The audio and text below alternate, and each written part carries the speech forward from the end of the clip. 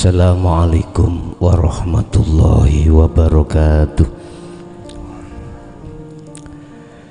Ila hadratin Nabi Mustafa Rasulullah sallallahu alaihi wasallam wa ala alihi wa azwajihi wa dzurriyyatihi wa qurbatihi wa ahli baitihi wa ashabil kiram wa ila jami'il anbiya wal mursalin wal awliya wa syuhada wa sholihin wa tabi'ina tabi'ina sholihin, khususan ila jami'i masyayikhi ila muntahum wa ila abaina wa ummatina wa azdadina wa masyayikhina wa auladina wa azwazina wa dzurriyyatina wa ahli baitina, khususan ila jami'il arwah fi hadhil majlis wa ghairuhum lahumul fatihah.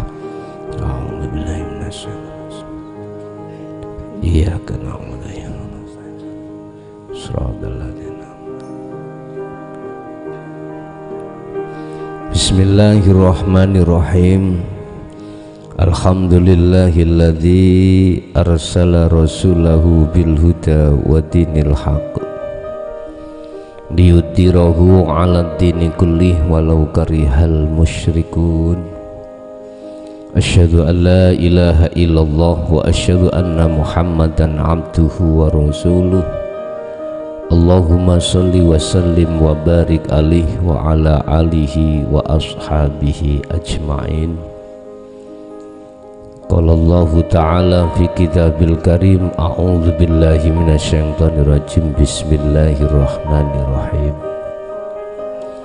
Inna syirka la zulmun azim, ya bunayya la tusyrik billahi syai', inna syirka la zulmun azim. Wahai anak putuku, janganlah kau menyekutukan Allah, sebab menyekutukan Allah dalam hatimu dengan sesuatu yang lain itu adalah satu perbuatan di atas perbuatan yang amat zalim, perbuatan yang tidak pernah diampuni oleh Allah adalah perbuatan menyekutukan Allah.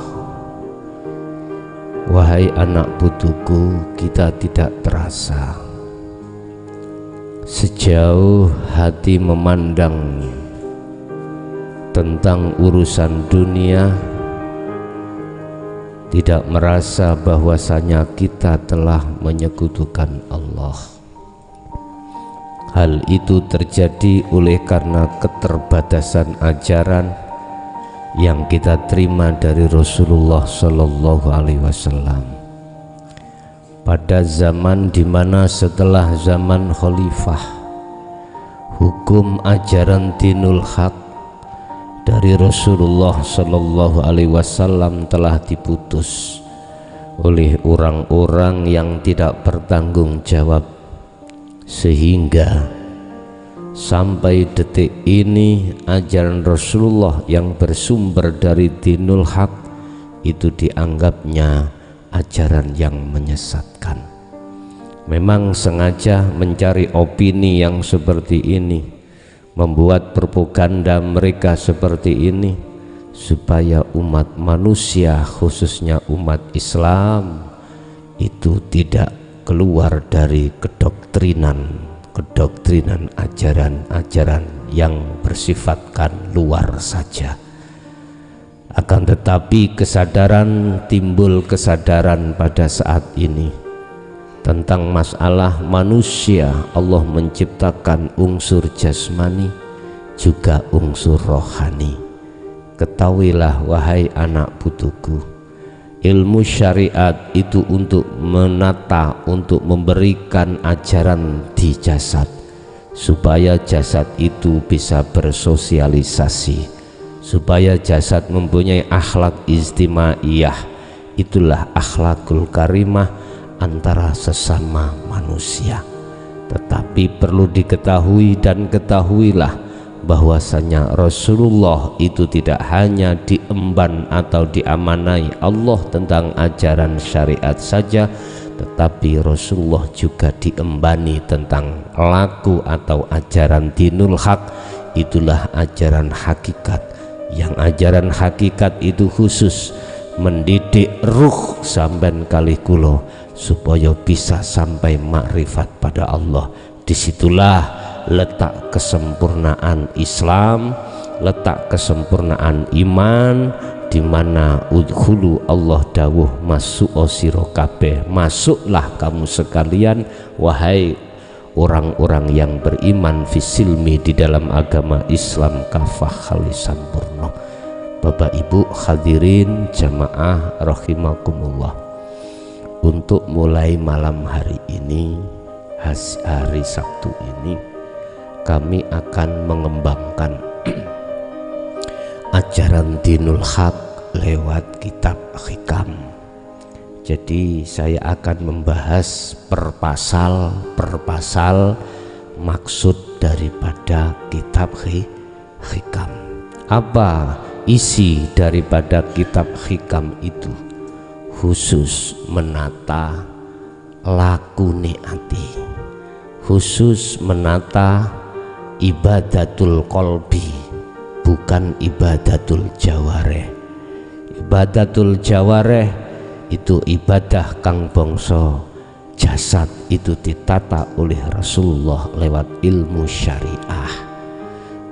Kemudian ibadatul qalbi, lakune ruh, iku ditata oleh Rasulullah, ditata Allah lewat Rasulullah, berkembang tabi'ina sholihin lewat hukum hakikat, ilmunya ilmu tauhid, ada yang menyebut ilmu tasawuf.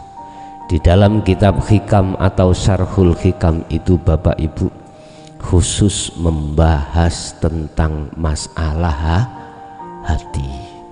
Ini karangan Syekh Ibnu Athaillah.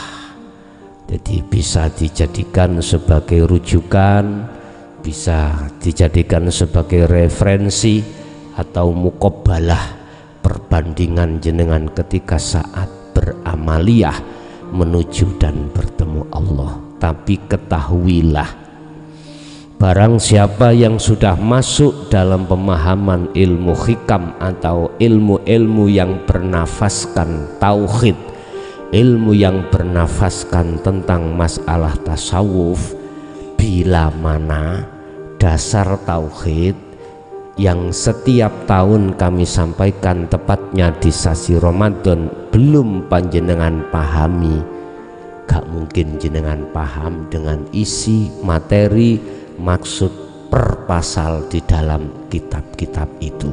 Sebab ngeten Pak, walaupun itu bersifatkan tasawuf tapi tidak terang-terangan, masih banyak tembung kinayah, tembung sanepan atau tembung isyarah.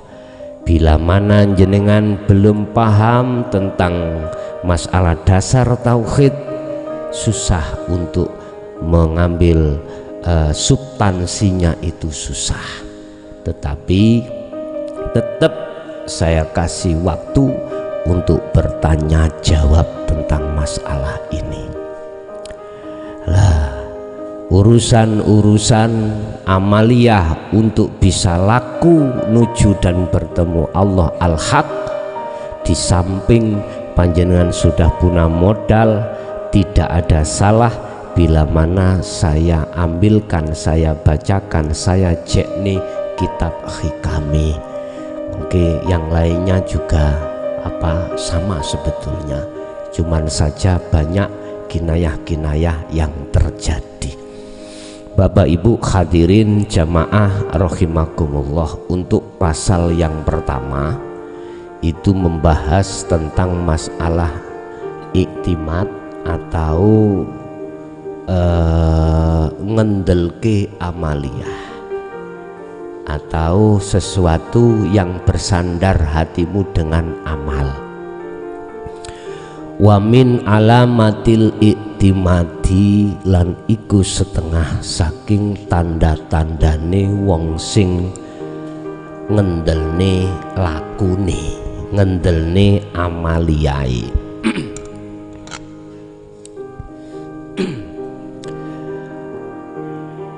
Alal amali ing atase perbuatan. Artine piye? Jenengan iki sik nguwatno amaliyah panjenengan. Satu contoh, aku sholat, aku mlebu swarga karena sholatku. Aku mlebu swarga karena poso hajiku. Saya dimasukkan Allah dalam rahmatnya Allah disebabkan karena laku amaliyahku. Amaliyah baik, sholat ataupun dan lain sebagainya. Orang yang hatinya masih menyombongkan tentang masalah amaliyah seperti ini, Bapak Ibu, hak wallahi kecelik boleh pitik. Tahu kecelik boleh pitik? Amin. Apa yang di situ diterangkan, barang siapa yang sholat berjamaah 27 derajat oleh karena Anda iki tidak lillah, tidak karena Allah hatimu, mohon maaf, tidak mengurangi rasa hormat di dalam rumus dan teori tersebut. Ketahuilah amaliyah seperti itu ketolak. Karena apa? Karena Anda telah menyekutukan Allah dengan amaliyahmu. Sekali lagi, alasannya apa? Karena Anda, hati Anda menyekutukan Allah dengan amaliyahmu. Apa mana iki jange korban Sawal selo besar dilungkas podo mangan iwak sate, ya, sate wedhus, sate sapi. Artinya di situ banyak amaliyah secara fisik, baik haji maupun korban. Terutama di desa-desa ini jenengan kali kula diberikan sayembara. Barang siapa yang korban sapi, besok ketika nguwat sirotol mustaqim, Anda tinggal numpai sapi.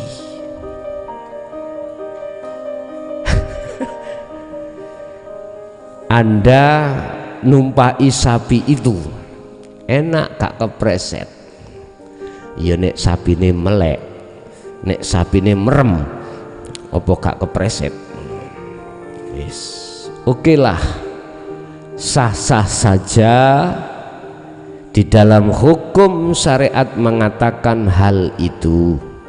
Tapi manakala kalau dikembalikan terhadap pasal 1 kitab hikam ini, ketika saat kita menyombongkan diri amaliyah ini, secara hakikat hati kita telah menyekutukan Allah. Dengan apa? Ya dengan amaliyah ini. Karena kita menganggap bahwasanya selain Allah itu bisa mendatangkan satu manfaat dan mendatangkan satu mudarat. Bila mana dalam hati muncul satu keimanan seperti ini, Bapak Ibu, miturut sudut pandang hakikat makrifat, iman itu batal. Sekali lagi, iman itu batal di mata Allah. Karena di situ masih disertai syirik khafi, syirik yang hati Anda tidak mengerti. Oleh karena tidak mengerti inilah Bapak Ibu, Allah langsung mengutus Muhammad untuk membawa ajaran supaya Anda mengerti. Huwallazi arsala rasulahu bil huda wa dinil haq.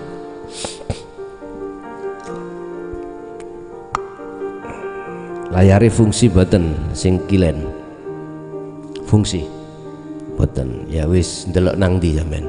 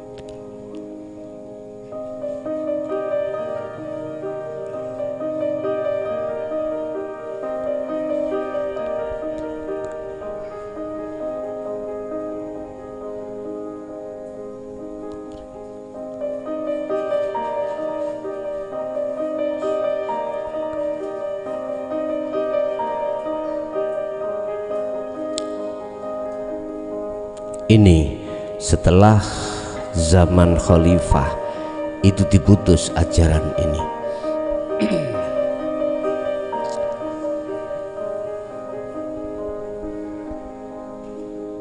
Huwa utawi Allah iku alladzi dialah zat, ya, arsala yang mengutus. Sopo Allah, sopo alladzi mengutus siapa? Rasulahu pada utusannya. Hu kembali kepada Nabi Muhammad pada saat itu, ya. Rasulahu ing utusane Allah, itulah Muhammad pada saat zaman beliau. Bil huda, Rasulullah Muhammad membawa petunjuk, petunjuk yang jelas.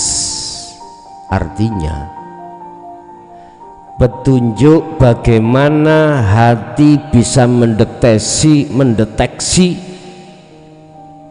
segala amaliyah itu ada dan tidaknya unsur nafsu, terdeteksi. Cara sak mangkin iku radar, ya, radar Rusia. Ada pesawat masuk dalam wilayah zona Rusia, tertangkaplah oleh radar. Tahu petunjuk. Lah petunjuk ini dimasukkan Allah wa dinil haq, aidinu tauhid. Petunjuk ini dibersamakan Allah ketika ajaran tauhid itu disampaikan di tengah umat Islam, khususnya umat manusia pada umumnya. Jadi ajaran tauhid ini dibawa oleh Muhammad sebagai utusan Allah yang maksud dan tujuannya adalah liyudhirahu ala dini kullih,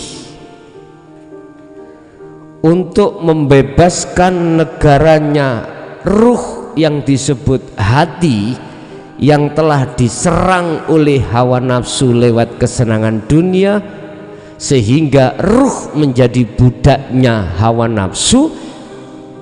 Allah mendatangkan panglima Muhammad membawa ajaran dinut tauhid supaya Anda terima dan Anda lakukan untuk mengusir penjajahnya negara hati.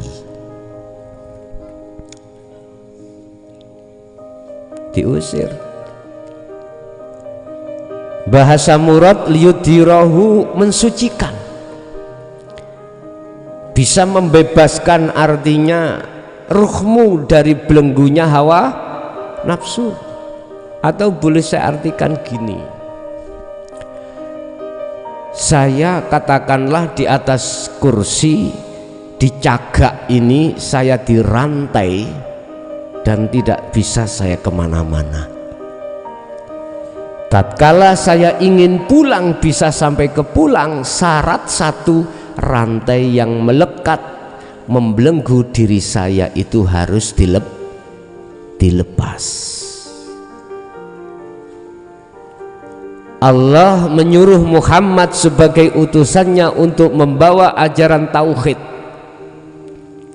untuk disampaikan terhadap umat, kemudian dikembangkan untuk menjadi satu amaliyah yang berbentuk mujahadah, berperang merangi hawa nafsu dalam diri Anda sendiri.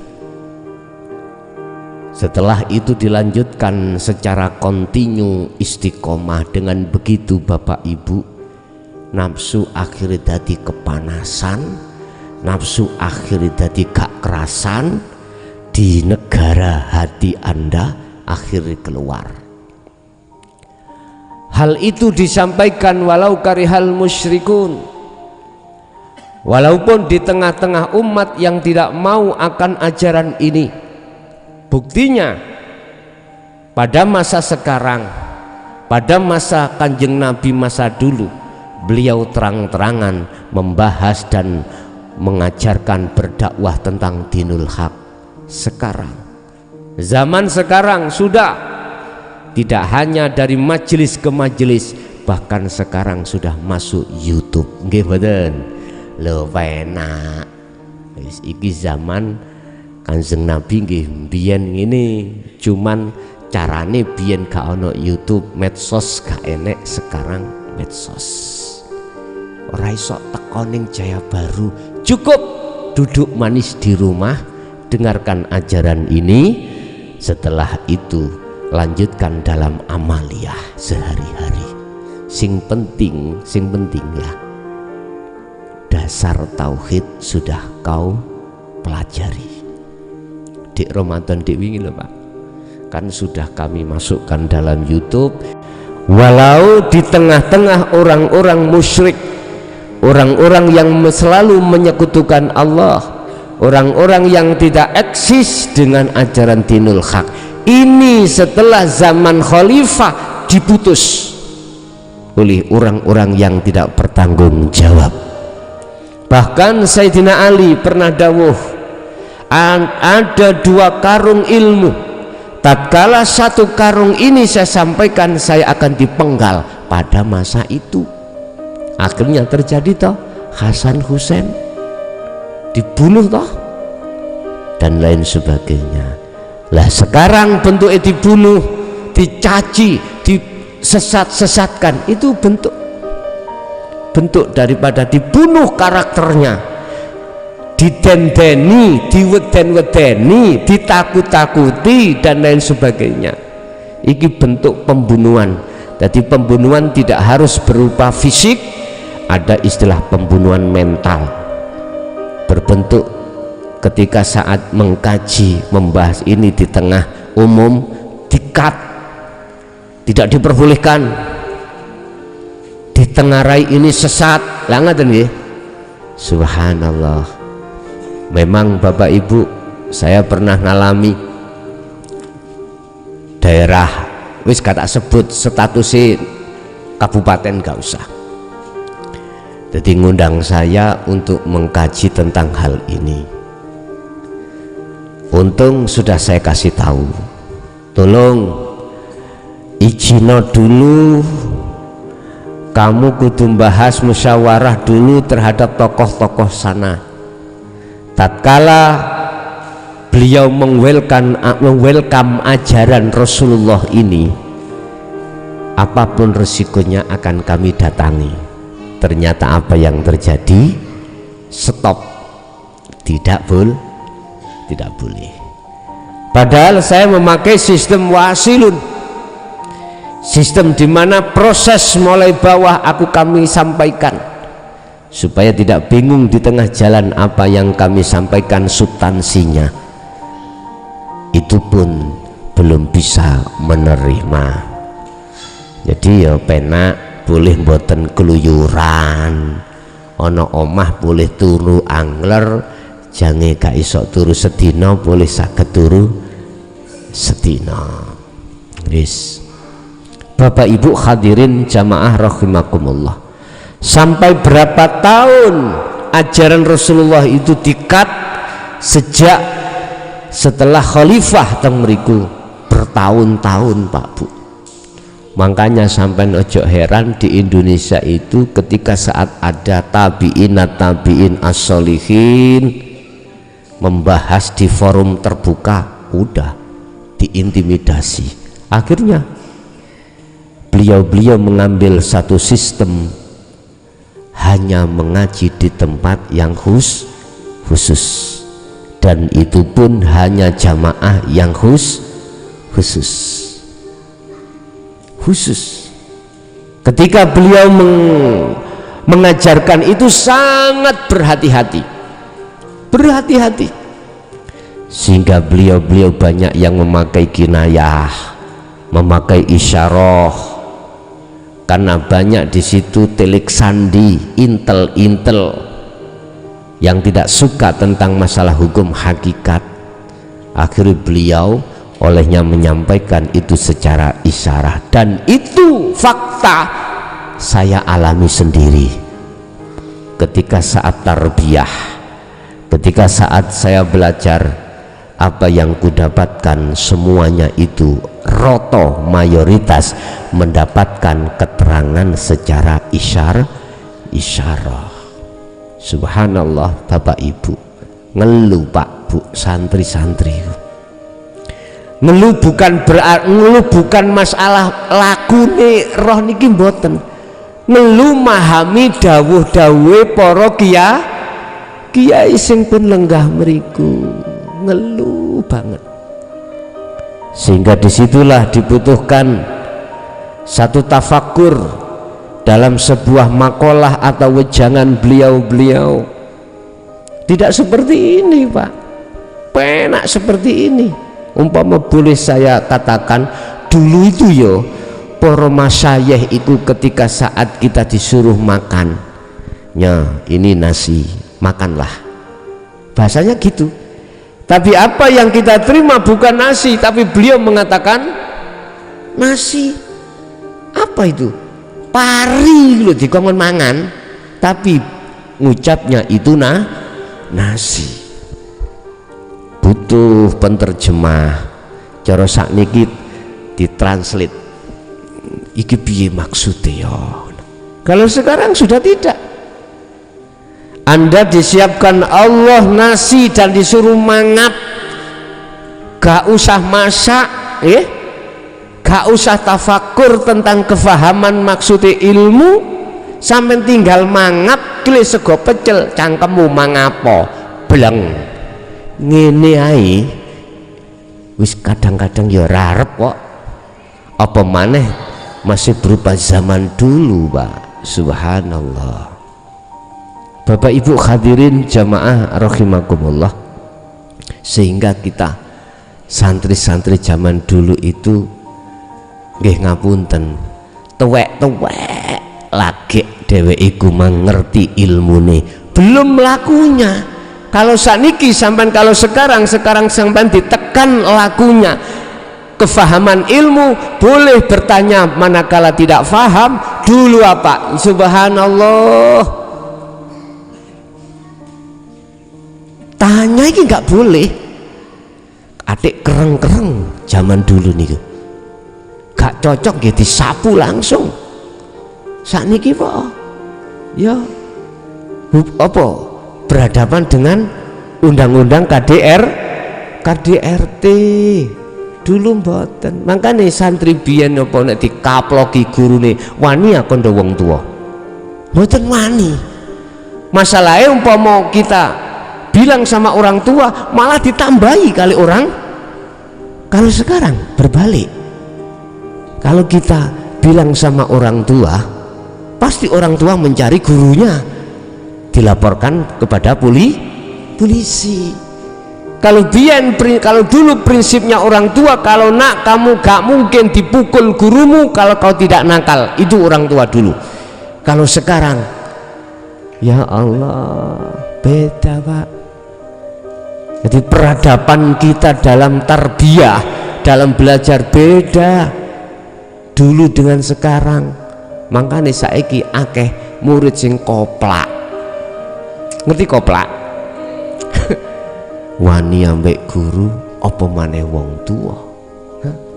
Saiki zamane gudel kebo nganut gudel. Kalau dulu gudel nganut kebo.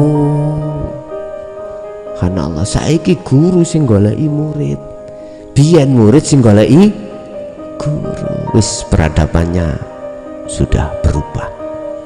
Tetapi apapun peradaban itu berbeda, apapun bentuknya, tetap kita tidak boleh keluar dari akhlak ilahiyah. Oleh sebab itu Bapak Ibu, Allah langsung mengutus utusannya untuk menyampaikan hal ini. Sistem Jaya Baru namun sederhana. Tatkala kau ingin bertemu Allah, cukup Anda harus pondasi ilmu tauhid, kemudian Anda laku. Sambil laku Anda mencari muqabalah, mencari referensi, mengembangkan ilmu lewat pengajian-pengajian rutin kados mekaten. Bapak Ibu hadirin jamaah rahimakumullah, min alamatil iktimadi iku setengah saking wong sing ngendel-ngendelke alal amali ing atase siji amal. Iki berarti orang yang masih menyekutukan Allah lewat amaliyahnya. Ngoten niki. Tapi gak diterangno seperti itu. Makanya syarahnya itu kita kaji. Iki matan, duduk mantan loh ya. Matan niku pembahasan, syarah itu penjabaran.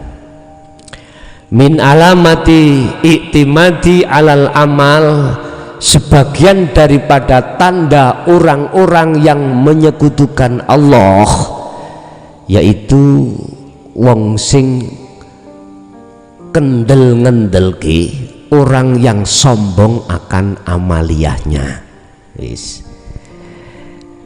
Kita menyekutukan Allah itu tidak hanya lewat amal tok, kadang lewat dunya ya.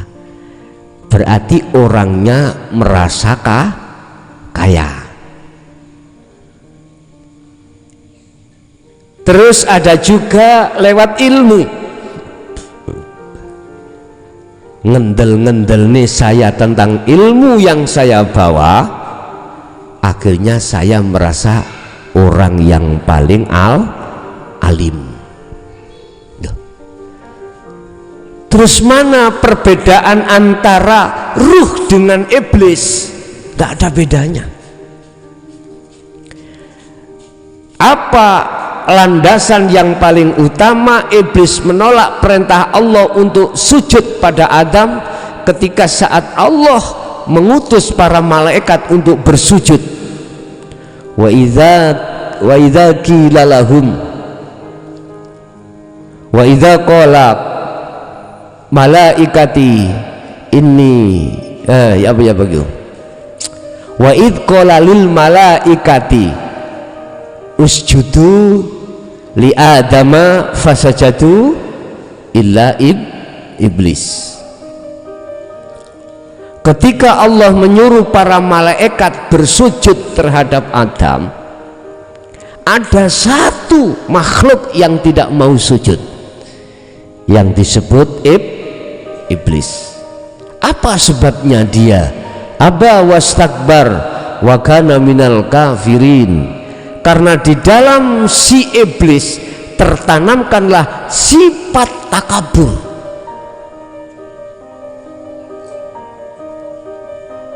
Apa sifat takaburnya iblis? Merasa lebih baik daripada Adam. Ana khalaqtani minan nar wa khalaqtahu min tin. Ya Allah, saya kan Anda jadikan dari anar, sedangkan iblis kau jadikan sedangkan Adam kau jadikan dari tanah liat. Mulya pundi ya Gusti? Kok kula kengken sujud menyang Adam? Ini takabur. Kalau saya sudah iktimat dengan amaliyah, mesti aku mengatakan orang-orang amaliyahnya itu di bawah saya. Oh si api aku. Ben waktu aku sadurunge waktu wis ana masjid, tak adani, tak komati, tak imami dhewe. Gak ono makmum. Wis. Di luar banyak orang-orang yang tidak menghiraukan azan saya, tidak menghiraukan pujian-pujian saya, iqamah, sampai banyaknya orang yang tidak menghiraukan.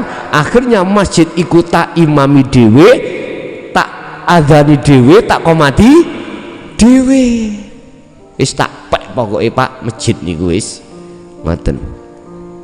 Nek jarku yo, nek wis gak ono yo gadekno ae. Wis didol lah ya apa ngono. Bapak Ibu, amal. Saya disebut al-ubad, ahli ibadah.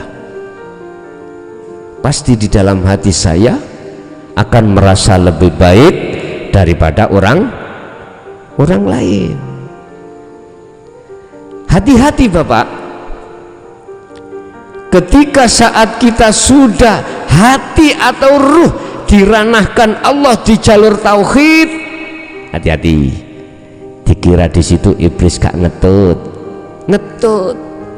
Selama ruh itu belum dimusyahadah, selama itu iblis atau nafsu mesti masih menggoda kau. Luwih hapi aku di mata Allah daripada wong kae syariat tak. Aku lah wis hakikat, ngeten nggih? Percuma si api aku di mata Allah. Hati-hati. Memang dalam satu teori mengatakan hanya amaliyah orang yang bertahqiq sajalah diterima di mata Allah, karena amaliyahnya itu mulus, suci, bebas dari unsur-unsur yang menyekutukan Allah. Tapi bila mana kau masih merasa lebih baik dari yang lain, justru itu yang tidak kau terasa bahwasanya Anda itu terselip syirik. Hati-hati. Ingat, rumus mengatakan tatkala ruh belum didudukkan di musyahadah, jenengan iki tasik merasa ada. Sekali lagi, tatkala hatimu, ruhmu belum duduk di musyahadah, ya, detik-detik tidak di musyahadah, ketahuilah dirimu masih merasa ada. Kau masih merasa ada. Kalau kau masih merasa ada, berarti merasa kau yang beramal. Nggih mboten? Kalau kau masih merasa kau yang beramal, kau teringgap penyakit namanya iktimat, yaiku wong sing ngendelke lakune atau amaliyai. Sebab apa mereka iki seperti ini Bapak Ibu? Hati-hati loh ya. Makalah kita teruskan. Nuksanur roja'i inda wujudid zalal, utawi kurangi roja. Roja iki nek makna murad itu pengharapan, tapi pendekatan awakmu ke musyahadah, kurangi pendekatan hatimu ke musyahadah. Inda wujudiz zalal, tatkala pembersihan, pemfanaan perkara selain Allah. Hati wujudul zalal iku kefanaane perkara selain Allah. Bagaimana mungkin Anda itu dikatakan telah menafikan selain Allah, wong diri Anda, ruh itu belum diletakkan Allah di musyahadah? Enggak bisa. Wujudul jalal, dunia saisine sing fana iki lho gak bisa fana Pak di dalam hati kita tatkala ruh ini belum lebur di dalam maqam musyahadah, tidak bisa. Nuqsanur roja maksudnya kurangi pengharapan iki maksudnya bukan pengharapan jenengan supaya ngene, ndak, maksudnya kurangi hatimu untuk melayu nuju ning musyahadah. Ketahuilah di dalam jalur tauhid itu ada proses 3. Pertama adalah posisi takholli kita, keadaan ruh di luar maqam musyahadah, baik di muhadharah maupun di mukasyafah. Selama ruh ini masih bersemayam di maqam mukasyafah atau muhadharah, siapapun Anda, punya status apapun Anda, kau masih terikat dengan jaringan nafsu yang disebut iktimad, yaitu rantai dalam hati yang mengaku-ngaku tentang diri kita yang berperan.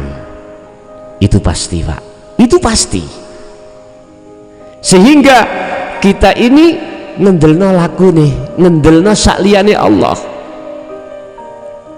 kita sombong, berarti kita di mata Allah dikatakan orang yang sombong.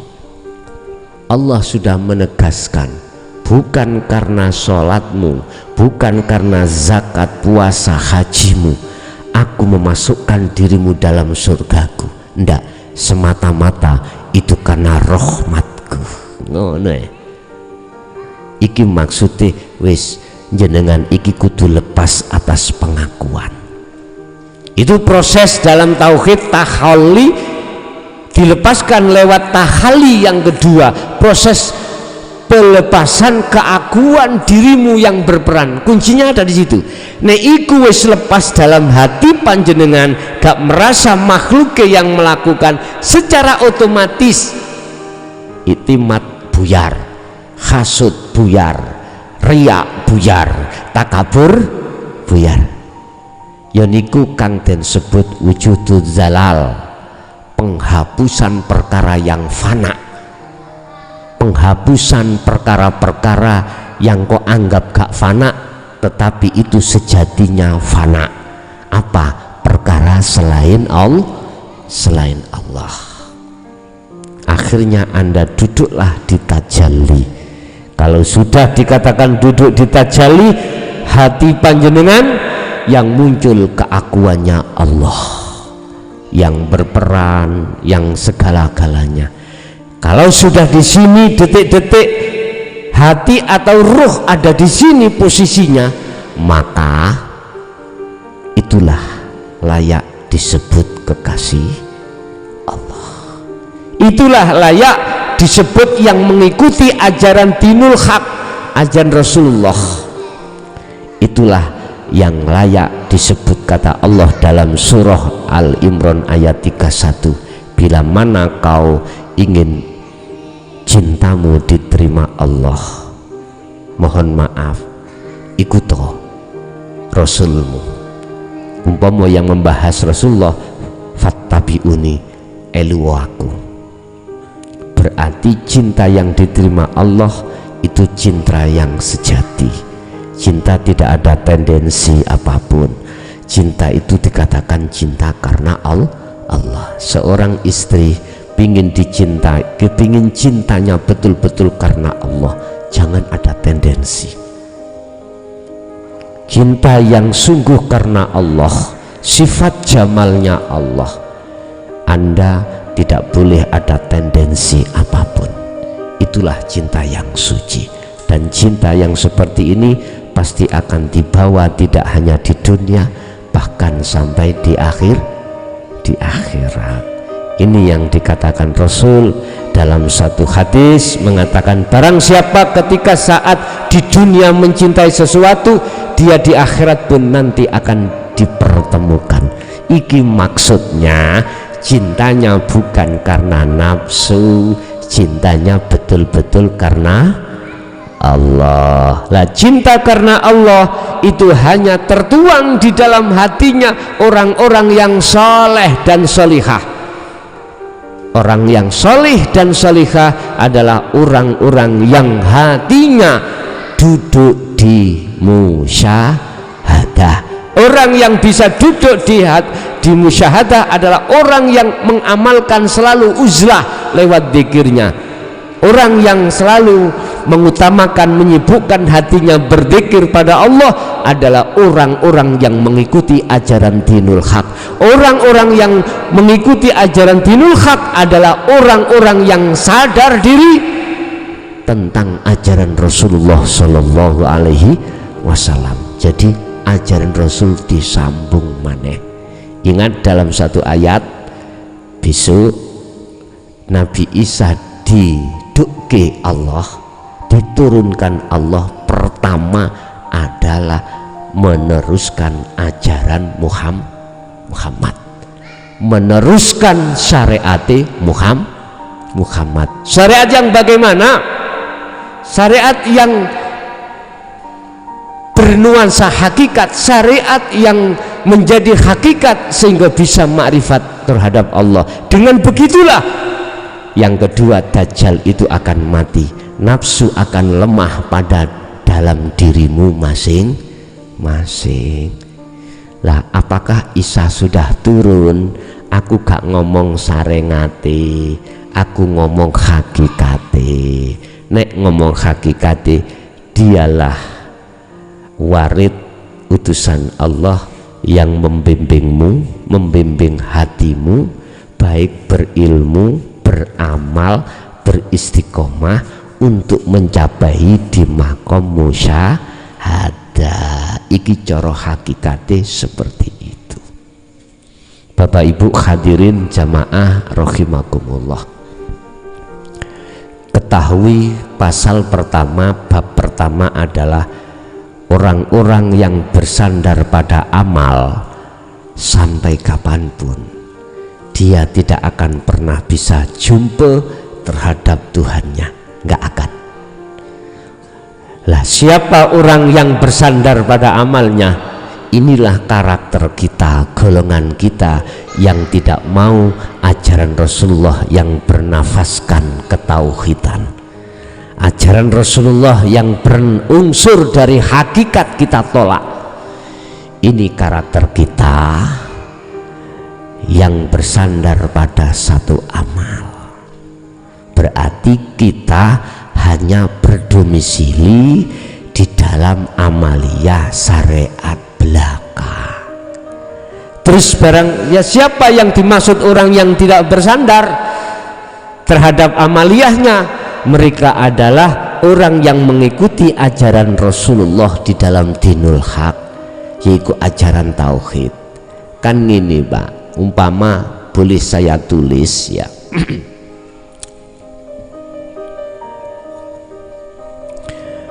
Ketika Allah ya mengutus terhadap Muhammad, di situ ada keterangan bahwasanya Allah menciptakan nas manusia itu terdiri dari dua unsur, satu jasad, dua adalah ruh. Sering kita nisbatkan jasmani dan rohani. Di mana ada jasmani nggak ada rohani, berarti wong mati. Dua-duanya ini Bapak Ibu Allah ciptakan dari unsur macam-macam. Unsur jasad Nabi Adam langsung dari tanah. Unsur jasad anak putune iki tidak langsung dari tanah, tapi asalnya ya teko tanah, asalnya dari tanah. Jasad Allah ciptakan dari tanah, kembali nanti kalau mati kembali ke tanah lagi. Wis, ruh Allah ciptakan dari zatnya Allah sendiri yang disebut Nur Muhammad. Nanti kembali pun harus terhadap Allah. Inilah maksud wa inna ilaihi rojiun. Allah menciptakan jasad itu dikasih mata, ruh pun juga dikasih mata. Mata jasad disebut ainul basariyah yang fungsinya untuk melihat, bersaksi terhadap makhluk, sehingga Anda bisa melihat dunia, makhluk, melihat tumbuh-tumbuhan, makhluk, melihat hewan, makhluk, melihat sesama makhluk. Oke, itu fungsional. Fungsi Allah menciptakan mata jasad untuk melihat makhluk. Tapi Anda harus ketahui, ruh itu Allah juga ciptakan ain, mata, yang mata ini dari cahaya makrifat Allah. Fungsinya mata hati yang disebut ainul basirah untuk bersaksi melihat Allah. Beda-beda loh ya, beda-beda. Mata jasad melihat, ini kacamata. Aku yakin, seyakin-yakinnya ini adalah kacamata. Karena apa? Karena saya makrifat pada kacamata.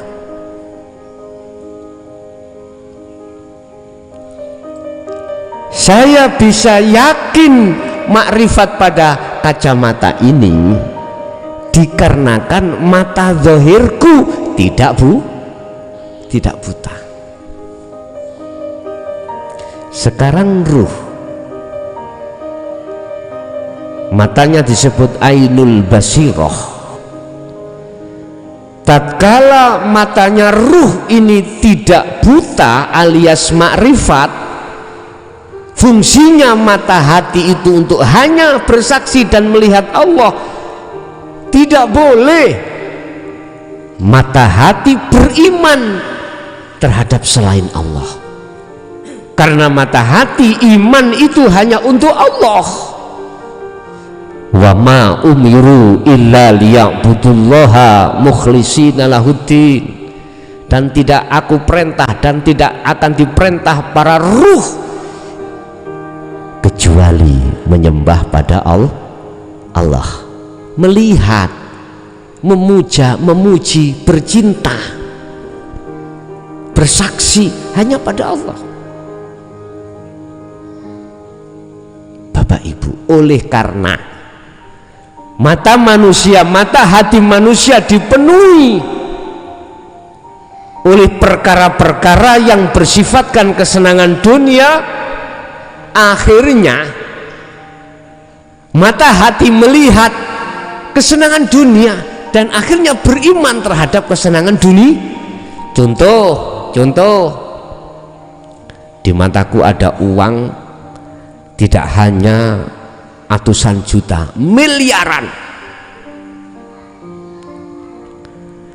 Oleh karena hatiku tertutup dengan kesenangan dunia itu, pasti akan saya dalam hatiku beriman dan menuduh bahwasanya uang ini bisa mendatangkan manfaat dan bisa mendatangkan bahaya. Maneh, saya melihat seorang wanita bidadari, cantiknya luar biasa. Berhubung hati saya tertutup oleh cantiknya si dia, saya pasti akan menuduh dan beriman yang cantik adalah si dia. Iya apa enggak? Akhirnya kita terjumus di dalam cinta yang tidak kekal. Buktine engko nek wis umur 90 ayune nang ndi? Takoni gandenge garwa jenengan nek wis umur 70 nang ndi, Bu? Hilang. Berarti ketika kita menuduh dan yakin yang mempunyai sifat jamal bagus itu suami atau istri, kita tertipu. Mula sangka iku mulai saat ini lihatlah jamalnya Allah, jangan melihat jamalnya makhluk. Hal itu bisa kita lakukan tatkala mata hati panjenengan kudu tersikap. Mata hati akan tersikap dari belenggunya nafsu. Hati atau ruh harus melakukan tindakan uzlah, mau gak mau kudu zuhud sampean. Lakune zikir kudu, tidak boleh tidak. Wad'u ila rabbika, kata Rasulullah dalam kata Allah dalam Al-Qur'an, wad'u Muhammad ajaan umatmu iku ila rabbik, maring Tuhannya, suruh kembali lekas. Sebab apa? Sebab umurmu iku kari sedilu. Berapa tahun? Tinggal 50 tahun. Sedilut itu 50 tahun. Saya setiap majelis taklim, lebih-lebih di majelis sing umum, sing lagi paham, aku takok, Pak, umur sampean pinten? Bu, ada yang sing jawab 30, 40, 50, bahkan ada yang swidak. Tak tanya, tinggal berapa umur sampean? Mingkem celakep. Ya ora ngerti, Gus. Lah ngoten dah. Allah sengaja merahasiakan sisa umur kita itu supaya ruh lekas-lekas kembali pada Allah. Sebab kematian datang itu tidak harus nunggu sakit. Kematian datang juga tidak menunggu harus tua dulu. Enggak. Sehat pun kalau itu datang akan terjadi. Muda pun kalau itu datang pasti akan terjadi. Idza jaa ajaluhum la yastaqdimuna sa'ah wa la yastakhirun. Jelas itu. Oleh sebab itu lekaslah kembali ikuti ajaran Rasulullah. Nek syariate wis tinggal hakikate. Ada yang bertanya, Gus, apakah mengapa pada saat dulu sampai sekarang itu kok ajaran ini masih dirahasiakan? Karena setelah zamannya para sahabat iki dipedhot oleh mereka-mereka yang tidak bertanggung jawab karena ada unsur politik pada saat itu.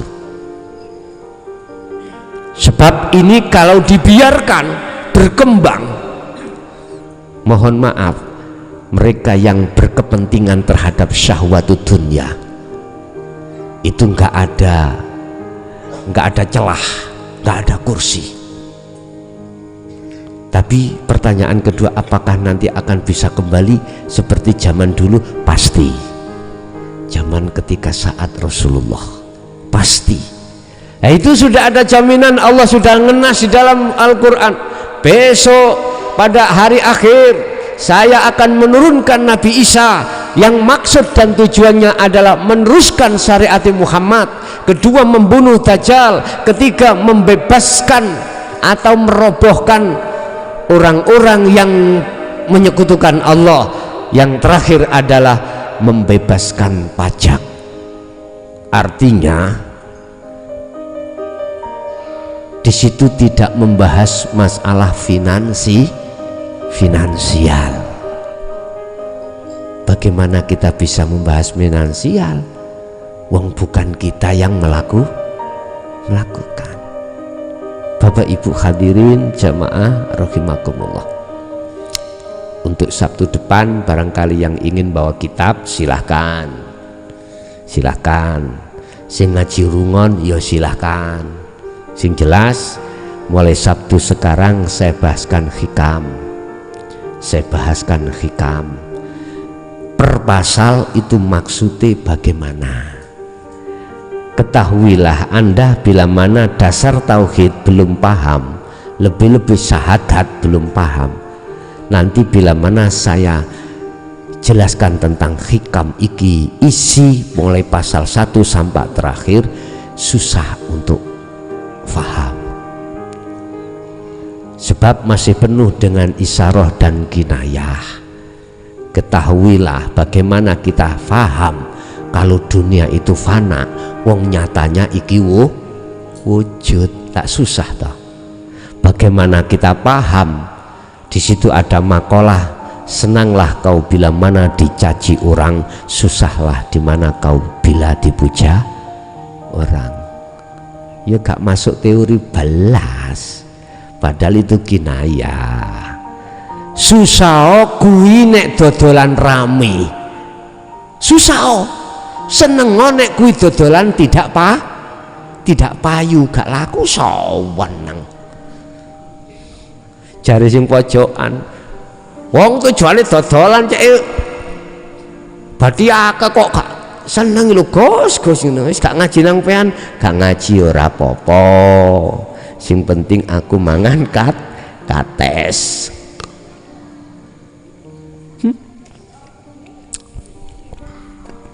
Andai kata Allah tidak menyegah saya untuk sakit hati, maka kami pun akan sakit hati terhadap mereka yang menghina ajaran Rasulullah ini. Tetapi Allah melarang terhadapku untuk sakit hati. Biarlah mereka yang tidak mau, ikut dudu urusan lu, tapi urusanku gue, kata Allah ngono. Lapo son iku dudu urusanmu, iku urusanku. Lah lapo kuwi adik bersedih barang ngono. Wis Bapak Ibu hadirin jamaah rahimahullah, kesimpulan dalam pasal yang pertama, wis belajar Anda itu menafikan, tidak ngakoni dari segi amaliyah yang terjadi pada diri panjenengan. Belajarlah hatimu untuk tidak mengakui bahwasanya amaliyah itu datangnya dari dirimu, tapi belajarlah juga hatimu menetapkan yang berlaku, yang berperan adalah Tuhanmu atau Allah. Caranya bagaimana? Itu tadi, sering-seringlah hatimu berzikir sirul asrar. Oke Bapak Ibu, itu apa yang bisa kami sampaikan. Kita masuk pada sesi tanya jawab dan dialog. Barangkali ada yang perlu ditanyakan, monggo saya persilahkan.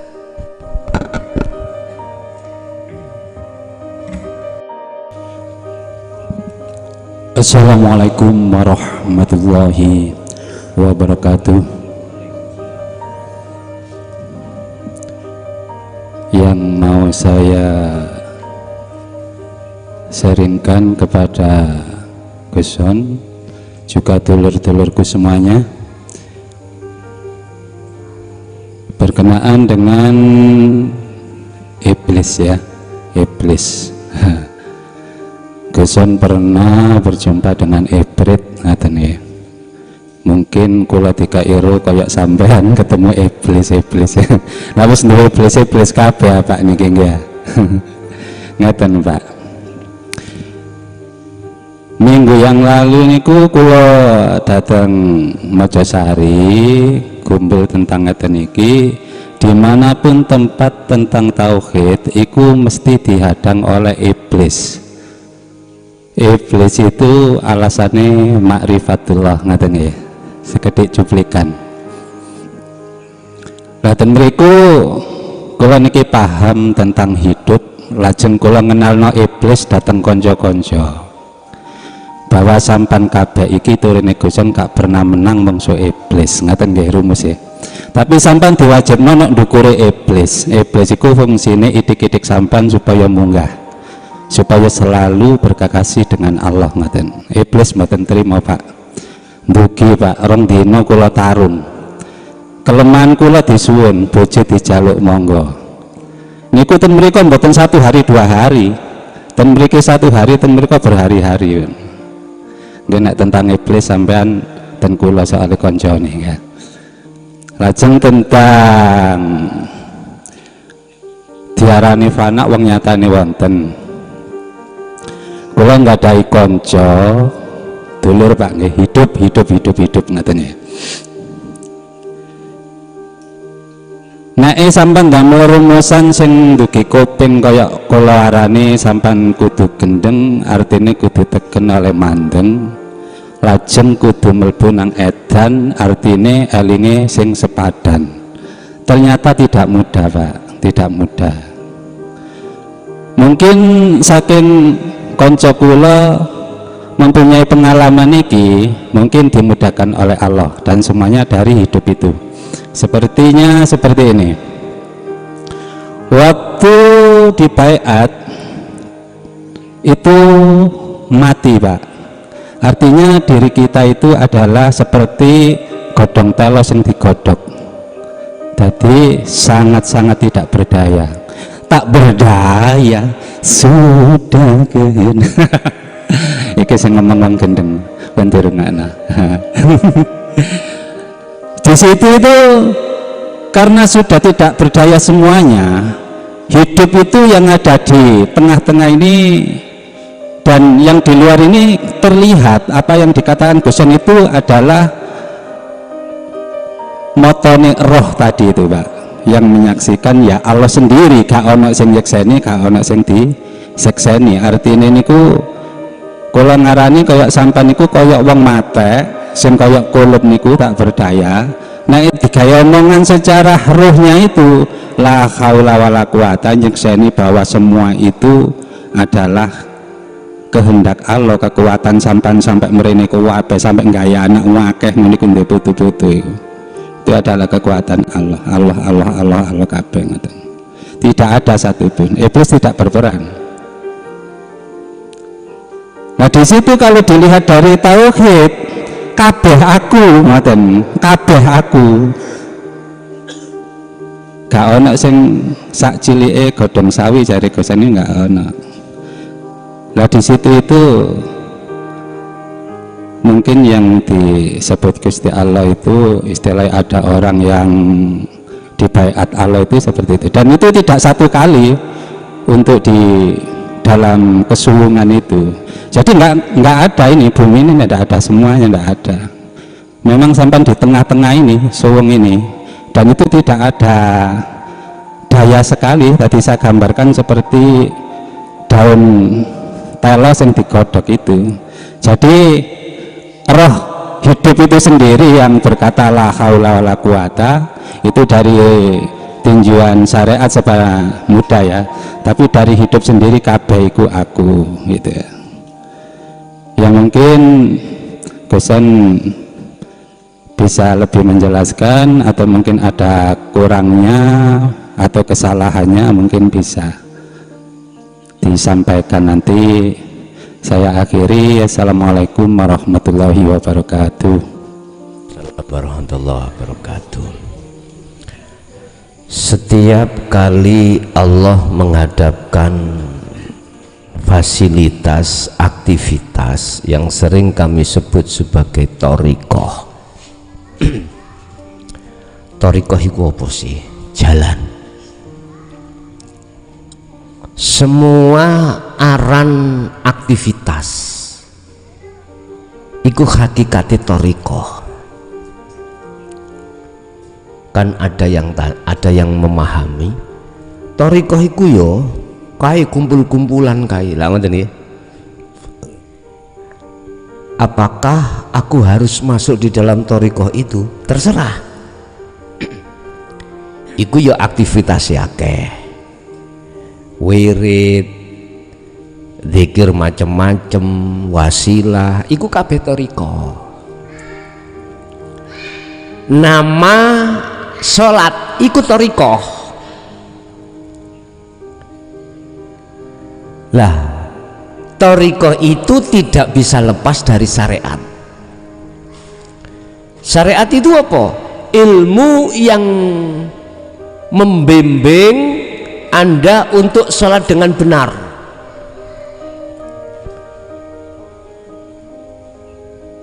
Ilmu yang membimbing, ajaran yang membimbing Anda sholat dengan benar. Ilmu syariat itu hanya untuk menata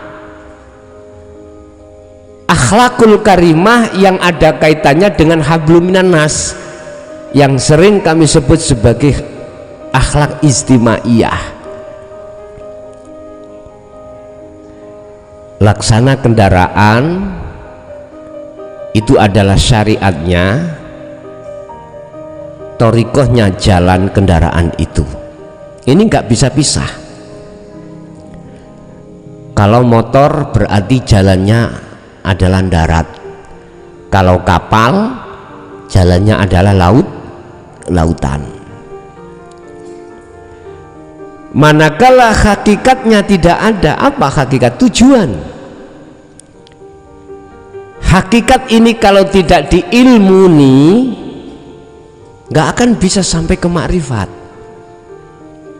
Anda nggak akan bisa sampai ke makrifat. Apa ilmu ini tujuan? Contoh, Anda naik sepeda motor menuju ke majelis taklim niki, kalau tidak ada ilmunya, hakikat itu nggak akan mungkin sampai di sini. Apa ilmunya? Pertama, harus tahu tempatnya, alamatnya. Tempat, alamat harus tahu. Otomatis itu tidak terlepas dari meripat atau mata Anda yang tidak buta. Artinya kalau Anda buta nggak akan bisa sampai ke sini. Kita nggak bicara tentang oh no sing gonceng, ada yang menuntun, enggak bicara itu. Kalau hubungan dengan ruh kembali kepada Allah, itu kita berangkat sendiri.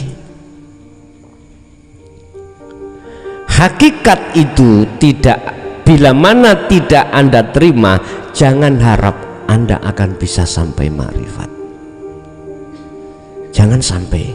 Akhirnya diilmonilah hakikat itu, tujuan itu yang disebut sebagai dinul haq, ajaran Rasulullah yang bernafaskan tauhid untuk mengesahkan pada Allah. Sebab esa itu tempatnya di makrifat, bukan di thariqah, bukan di syariat. Tidak, tempatnya makrifat, tempatnya ahad itu ada di makrifat Allah. Bagaimana mungkin Anda bisa masuk dalam surat Al-Ikhlas ayat 1 mengesahkan Allah sementara Anda masih muter-muter di dalam jalur syariat dan thariqah? Nggak iso. Apa tujuan kamu sholat? Menyembah Allah hakikatnya. Ini kalau tidak Anda ngelmoni hakikat, nggak bisa Anda ketemu Allah, nggak bisa makrifat Allah, nggak iso. Tapi kalau sudah Anda ilmoni hakikat itu, Anda akan diberikan petunjuk bagaimana caranya ruh untuk bisa sampai bertemu Allah ketika sholat. Bapak Ibu, semua aktivitas nama itu hakikatnya adalah thariqah. Anda nggak bisa, aku belum mlebu thariqah, oh gak iso. Mulai sejak kecil kau sudah berthariqah. Allah Anda temui tidak hanya jalan lewat sholat saja. Allah bisa kau temui dimanapun dan apapun thariqah Anda. Toriko Anda di aktivitas di ladang bisa, sebab Allah juga di situ. Inilah pengukuhan. Allah mengatakan wa nahnu aqrabu min hablil warid, aku lebih dekat daripada urat lehermu. Setiap kamu mengarah, di situ ada wajahku. Berarti Allah tidak kemana-mana. Nanti Kang aman Rene, aku mencari Tuhan sampak nang alas, sampak nang guwa, kirane Gusti Allah tenguk-tenguk ning guwa ngono piye? Fa aina man tuwallu fathamma wajhullah, di mana kau menghadap di situ pasti ada wajah Allah. Bagaimana mungkin Anda bisa melihat wajah Allah wong ilmu hakikatnya, tauhidnya Anda tolak? Enggak iso. Bagaimana mungkin Anda bisa mengatakan 4 ditambah 5 sama dengan 9 kalau toh ilmu matematika yang diajarkan guru kau tolak? Enggak iso, Pak. Logikanya seperti itu. Lah bagaimana kita mensikapi setiap aktivitas itu? Hati selalu bertemu Allah, situ kuncine. Faqadis tamsaka bil urwatil wuthqa lam fisoma laha. Pegang teguhlah tali Allah. Mana sih tali Allah itu? Tali ini akan menghasilkan yakfur bittaghuti wa yu'min billah. Tali ini akan membebaskan hatimu dari cintanya terhadap selain Allah. Setelah itu wa yu'min billah, akan membangun cintamu terhadap Allah. Apa itu?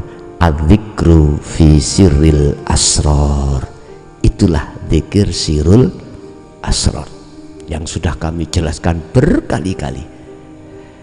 Lah terus berarti kalau setiap detik, setiap napas harus dzikir kuwi? Nggih. Udzurullaha dzikron kasiron, kata Allah.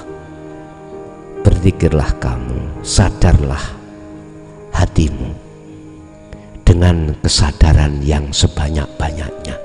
Sadar itu piye? Sadari hati lewat iman bahwasanya semua yang berperan hanyalah Allah. Hidup itu dengan kunci ini Anda bawa kemanapun, aku yakin Anda akan dibebaskan Allah dari hal-hal yang bersifatkan jebakan, yaitu jebakan nafsu. Lihat orang yang bisa berenang, diletakkan kedalaman air 2 meter, 3 meter, bahkan sampai 15 meter, dia tidak akan terpengaruh dengan dalamnya sungai. Artinya dia tetap ada di atas, dia tetap bisa mengendalikan diri untuk tidak tenggelam. Tapi bagaimana orang yang tidak bisa berenang? Taruh aja di tempat kolam air yang tingginya 3 meter, suruh nyebur bongko moten. Ayo, nek gak percaya jajalan, wis jajalan sing gak iso ngelangi, nyemplungo sumur, nyemplungo kolam sing jerone iku mang melebihi daripada dedek sampean, tinggi sampean 170, cengklungno kolam jerone 2 meter atau 3 meter. Aku yakin gak usah ngenteni menimben, langsung tahlilan keluargamu. Lho nggih, lestu. Itulah laksana hati yang sudah bertauhid pada Allah dan tidak di situ. Karena apa? Karena air bah yang didatangkan itu laksana duniawiyah, kesenangan dunia. Siapapun kalau hatinya selalu bil urwatil wuthqa, dia megang teguh tali Allah, aku yakin tidak akan terpengaruh walaupun setinggi apapun jabatanmu, sekaya apapun hartamu, tidak akan mempengaruhi hatimu untuk menyekutukan Allah. Semiskin apapun Anda, tidak akan menjadi persoalan hatimu terhadap Allah. Kira-kira pantes dadi lurah gak ndek omah iku? Pantes? Gak pantes, belas gak pantes. Lah nggih gak pantes toh, cara akal kita ngomong. Lah gitu toh. Cara akal kita ngomong gak pantes belas. Tapi mengapa tidak menjadikan hati kita terpengaruh dengan hal itu sehingga nyantai ayem-ayem? Karena berpegang teguh tali iku kuncine wonten mriku. Ibu-ibu nek sampean pengen dibelanjani Pak 5.000 mboten kakean ngeten, gejoki tali Allah. Wis matur suwun Pak, jenengan kasih 5.000 gak apa-apa digawe tuku lombok tok, digawe ngeraupi raimu. Iku tambahane sing gak enak iku. Wis ta Bu, estu Bu, ajaran Rasulullah itu tidak akan merugikan jenengan. Hati sampean akan tatmainnul qulub. Ala bidzikrillahi tatmainnul qulub. Ingatlah, hanya dengan hati berzikir pada Allah, sadar diri semuanya itu datangnya dari Allah. Aku yakin anteng sampean. Estu anteng.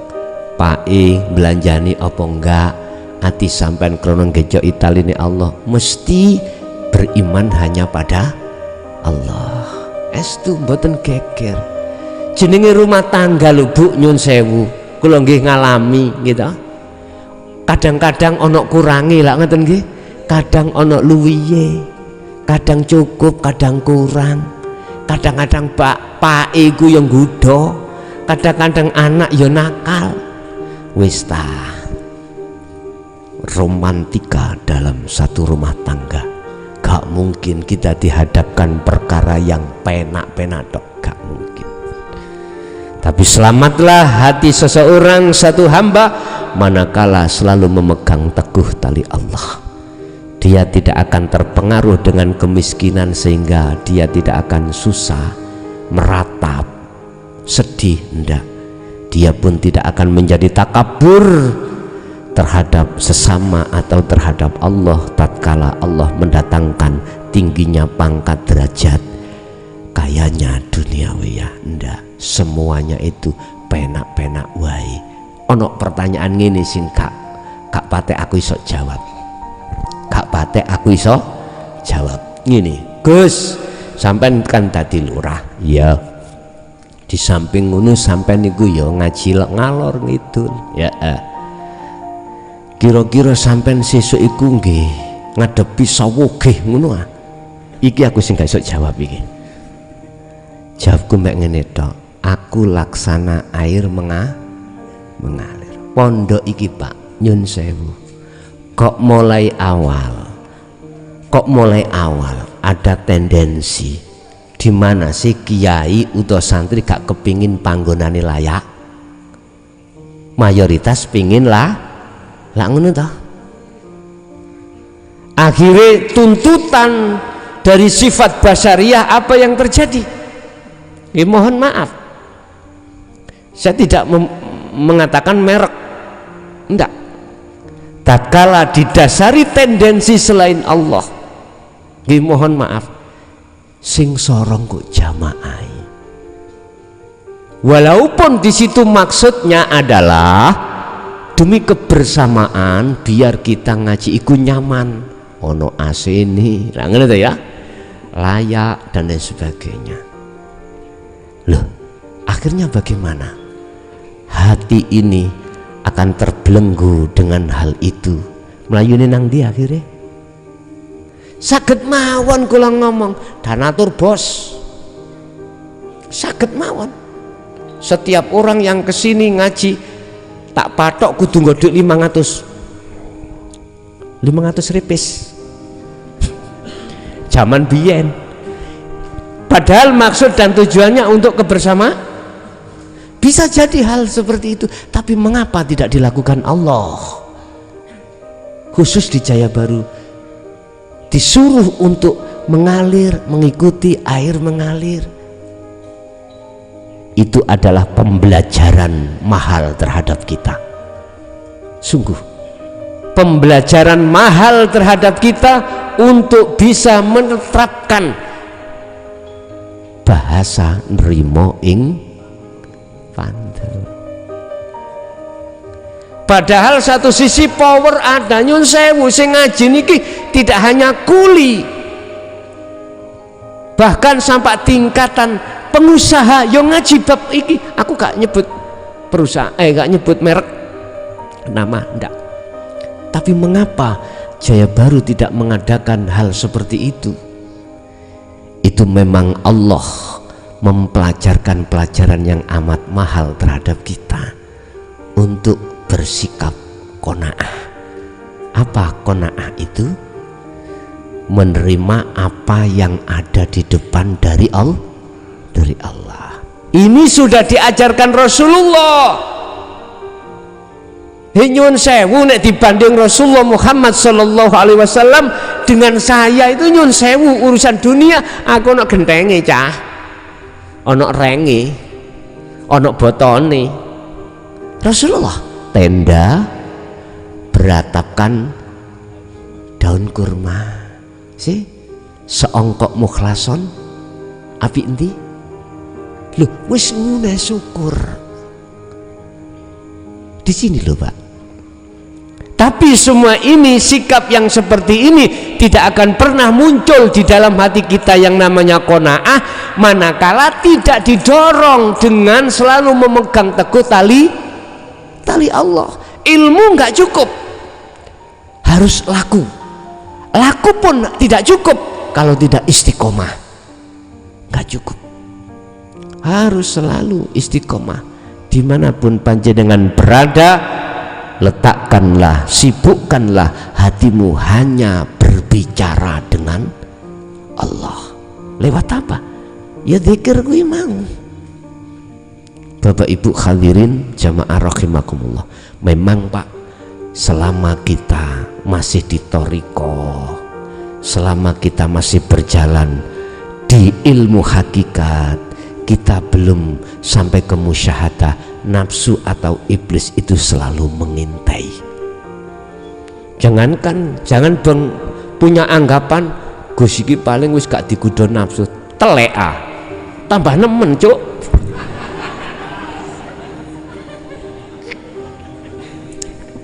Cancel lah, kebablasan bang, ya Allah.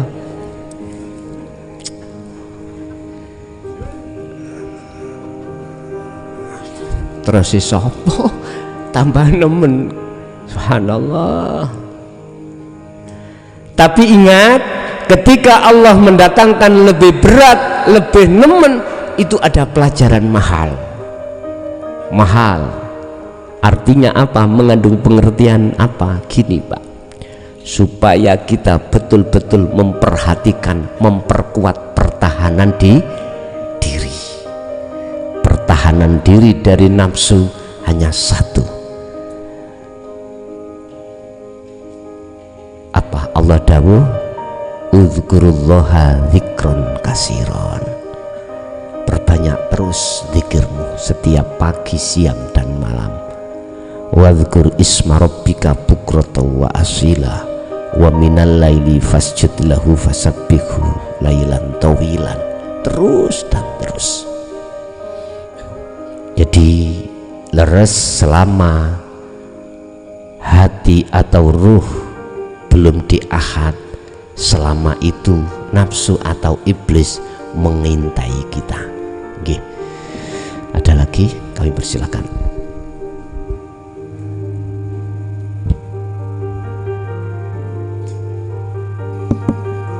Assalamualaikum warahmatullahi wabarakatuh. Gus, saya mau tanya, ini di saat menjalankan zuhud, pada suatu saat itu hati ini merasa seperti sendiri, tidak ada apa-apa, tidak ada siapa-siapa di sekitar saya. Mohon penjelasannya. Terima kasih. Assalamualaikum warahmatullahi wabarakatuh. Waalaikumsalam warahmatullahi wabarakatuh. ketika saat zuhud, Anda itu pasti suatu saat akan dimasukkan dalam kondisi di mana kau tidak ada siapa-siapa, sendiri. Itu adalah pembelajaran dari konsekuensi tarkib terjemahan makna daripada zuhud. Apa sih zuhud itu? Zuhud adalah hati yakfur, meninggalkan selain daripada Allah yang disebut at-tauhid, yakfur bit-tauhidi, meninggalkan selain Allah, itu zuhud. Ruh meninggalkan selain Allah dalam hal cinta, dalam hal puja, dalam hal penghambaan, dalam hal wujud, dalam hal apapun. Ruh meninggalkan hal itu, itu zuhud. Satu sisi wa yu'min billah, anikbudullaha waztanibut tauhid. Satu sisi ruh itu bertemu pada Allah, itu namanya zuhud. Ada yang mengatakan uzlah, ada yang mengatakan kholwat, oke, terserah. Bahkan ada yang mengatakan topo, oke, sama saja. Ada yang mengatakan meditasi, silahkan, sah-sah saja. Kalau toh zuhud fungsinya seperti itu, secara otomatis ketika saat mau detik-detik Anda ini mau bertemu Allah, dalam hatimu selain Allah pasti dihilangkan, termasuk keberadaan dirimu, ruh itu nggak ada. Jikalau yang panjenengan maksud aku sendiri tidak apa-apa, aku Allah, berarti Anda hakikatnya sudah ditaruh di dalam makom musyaha, itulah makom ma'rifat Allah. Tapi jikalau pada waktu tidak ketemu apa-apa, tidak melihat apa-apa, gong lewang-lewong, kok sih muncul dirimu hamba makhluk ruh, maka itulah tinggal pemfanaan yang terakhir atas dirimu. Berarti Anda di pintu musyahadah, itulah babul musyahadah. Laksana saya masuk dalam rumah, panggil-panggil jenengan, Bu, kula nuwun, Pak, kula nuwun, tok-tok pintu. Yang panggil saya sendiri, tidak ada yang panggil kecuali saya. Yang saya panggil juga jenengan piyambak, Bu atau Pak wau. Bapak Ibu, disitulah kita merasa diri kita sendiri, tidak ada yang lain.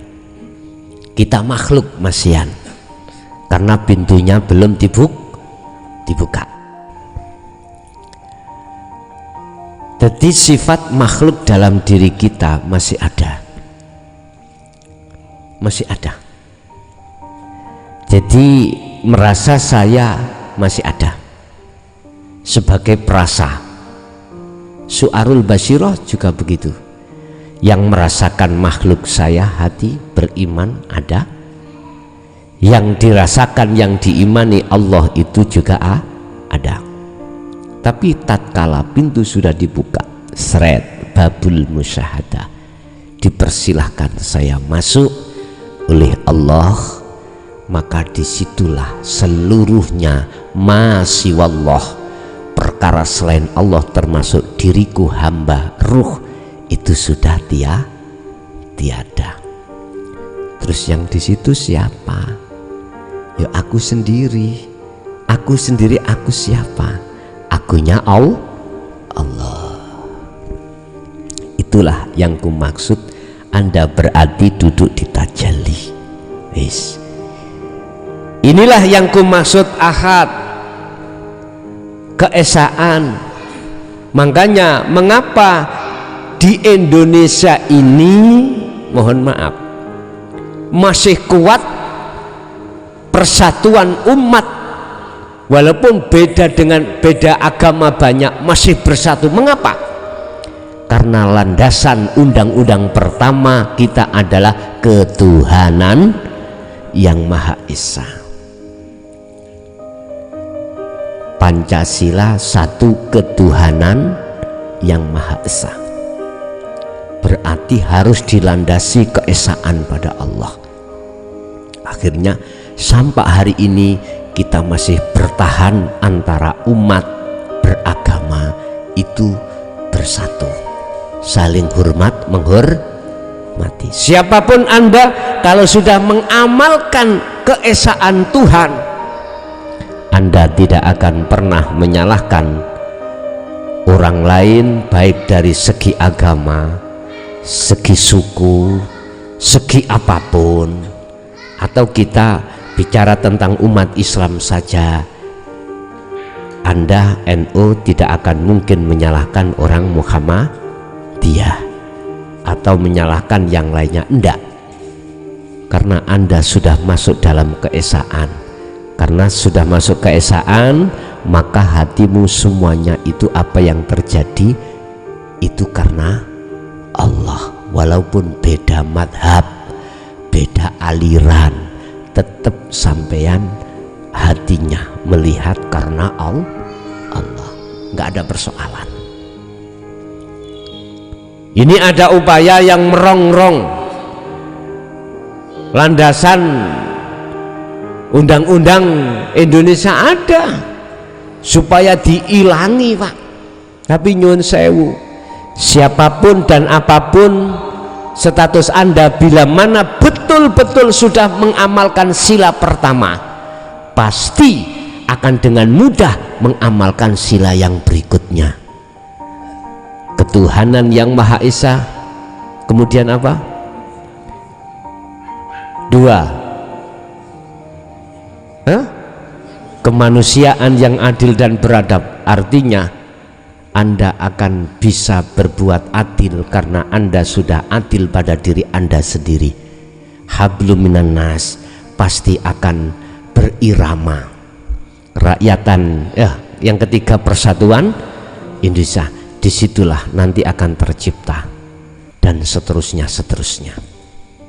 Nek wong apal kabeh tak kira akeh sing apal, tapi untuk mengamalkan sila-sila itu sedikit sekali, lebih-lebih di dalam sila yang pertama.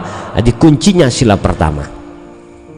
Indonesia tidak akan menjadi negara yang makmur bila mana tidak mengamalkan sila pertama. Sampai sejarah kapanpun, jikalau Anda tidak mengamalkan sila pertama, Anda akan menjadi orang yang zalim di tengah-tengah negara itu. Makanya saya kurang setuju nek ono kalau ada kubu yang ingin merubah napa jenenge Pancasila. Mohon maaf, karena itu kalau bisa kutarik ke belakang, itu gak sembarang orang yang mendudukkan sila-sila itu. Aku yakin beliau-beliau itu orang tasawuf, cuman dikinayahkan dengan bahasa yang seperti itu. Jadi gini Pak, jikalau jenengan merasa sendiri itu tatkala diri panjenengan sebagai ruh makhluk yang menghadap masih ada, merasa ada, maka Anda di pintu musyahadah. Tapi kalau dikatakan sudah sampai ke di dalam musyahadah, diri Anda sudah tidak ada. Jadi aku sendiri, aku Allah, iku maksudnya. Ngoten nggih? Nggih, ada lagi. Assalamualaikum warahmatullahi wabarakatuh. Kados dawuhipun Gusti Nglawu, bilih ajaran dinul tauhid menika sampun dipun siaraken nalika para sesepuh-sesepuh kita terdahulu, contohipun para wali. Ananging kados wonten hambatan ngantos alhamdulillah sak menika sampun kathah nggih menika kelompok-kelompok kangge mempelajari dinul tauhid. Kados ing rumiyin Sunan Kalijaga sejatosipun inggih sampun paring dawuh bab-bab ilmu tauhid ingkang dipun lewataken sarana budaya inggih menika tembang-tembang maca pat utawi wayang menika sampun dipun kembangaken kalian Sunan Kalijaga. Kados wonten ing tembang Dandang Kula kawruh ana tununing urip iki lamun benjang yen wis palastra wong mati ngendi parane nika Dandang Kula. Terus nika ugi sak menika kathah para kelompok-kelompok tembang maca pat menika inggih ngamalaken ajaran-ajaran menika. Kados ngaten menika kados kula piyambak insyaallah nggih sakedhik mempelajari tembang-tembang maca pat ingkang cecek kalian ilmu tauhid menika. Menapa menika mboten menyalahi kangge kelompok kita menika Gus, pramila nyuwun agung pangapunten anggen kawula matur kirang prayogi. Assalamualaikum warahmatullahi wabarakatuh. Waalaikumsalam warahmatullahi wabarakatuh. Wahai manusia, ketahuilah, aku memakai berbagai cara dari diriku sendiri untuk mengenalkan diriku pada dirimu. Bisa jadi aku mengenalkan diriku pada dirimu lewat sifat jamalku. Aku mengenalkan diriku terhadap dirimu lewat sifat samaku,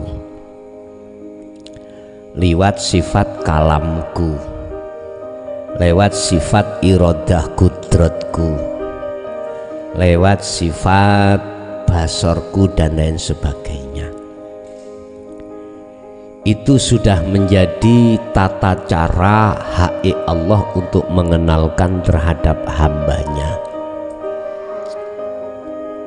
Apabila pada zaman para wali mengenalkan Allah lewat tauhid, tembung moncopat, hak itu enggak salah, menyesuaikan terhadap sikon dan kondisinya pada saat itu. Inilah yang kumaksud Allah mengatakan aku mengenalkan diriku terhadap hamba berbagai cara, berbagai cara. Sekali lagi, aku mengenalkan diriku terhadap hambaku melalui berbagai cara. Jadi enggak salah Pak lewat moncopat pada zaman dulu. Itulah pengenalan sifat basariyah di dalam nafsu nafsiyah dan amaroh. Sifat basaroh terhadap nafsu lawamah dan mutmainnah yang selalu bersemayam dan mengiting terhadap diri kita, setiap diri kita. Makanya di situ ada auratnya, ada wiridnya, ada yang datolah, sipatolah. Wis ilate wong Jawa biyen nggih angel endek-endek zatullah hai datolah, sirilalah, macam-macam. nggak ada masalah. Jadi jawaban saya tidak salah, manakala memang itu orientasinya, substansinya itu menuju keahatan pada Allah, enggak apa-apa, silahkan.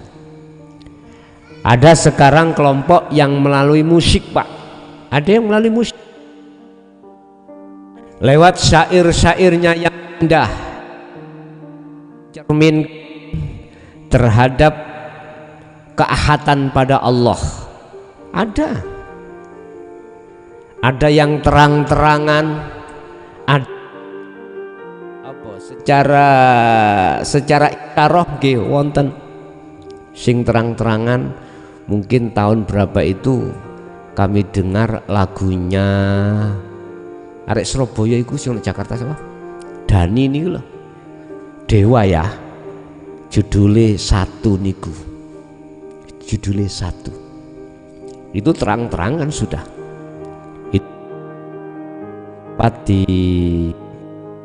Dicekal pada saat itu, sempat dicekal lagu itu tauhid yang terang-terangan. Ada yang tauhid secara halus,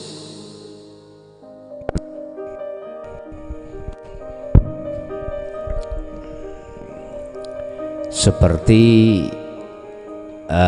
lagunya Bang Haji Roma Irama, halus, berbagai macam, termasuk lagu Dunia, Buta Mata Hati, itu kan secara halus sebetulnya itu.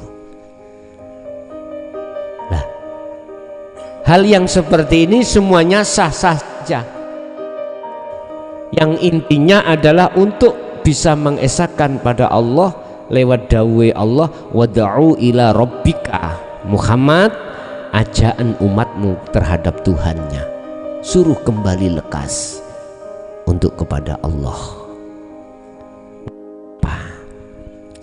Jadi opo Pak ya, alias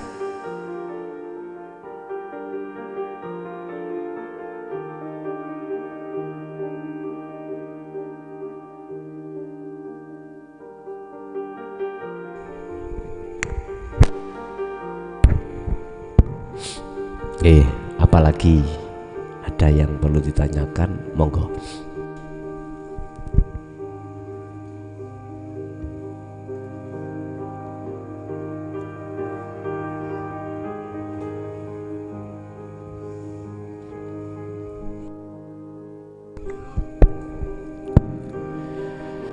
Ila hadratin Nabi Mustafa Rasulullah sallallahu alaihi wasallam wa ala alihi wa sahbihi wa ashabil kiram syai'ulillahi lana wa lahumul fatihah.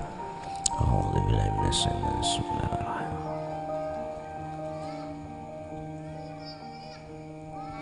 Akhirul kalam. Assalamualaikum warahmatullahi wabarakatuh.